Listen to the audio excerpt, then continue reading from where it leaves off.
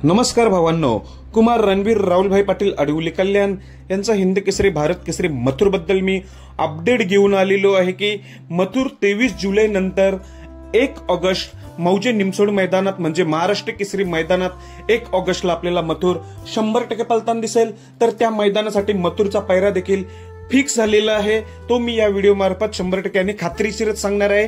Video शेवटपर्यंत बघा। आता सर्वांना उत्सुकता ती म्हणजे 23 जुलैची, कारण की मथुर आता 23 जुलैला पळणार आहे। मी कालच्या व्हिडिओमध्ये सांगितलं होतं मथुर आणि लाडू ही 100% फिक्स जोडी पळणार आहे 23 जुलैला।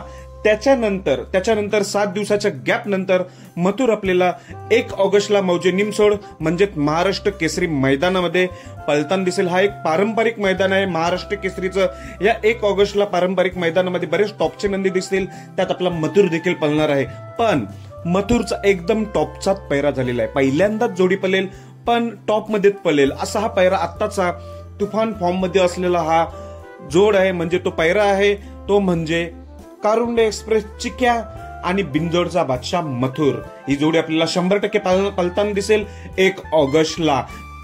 टॉपचीच जोडी आहे भावांनो ही मथुर आणि कारुंडे एक्सप्रेस चिक्या, कारण की चिक्या देखील आता एक टॉप मध्ये पळतो, नेहमी 1, 2, 3 मध्ये राहणार हा टॉपचा नंदी। आणि मथुर तर आपला शिस्तीचा बादशाह, मागचं मैदान वगळता नेहमी 1, 2, 3 गुलालात राहणारा मथुर। 3 फेऱ्याच्या मैदानात मथुर देखील तुफान फॉर्म मध्ये आहे, त्यामुळे ही जोडी 1 ऑगस्ट साठी जुळून आलेली आहे।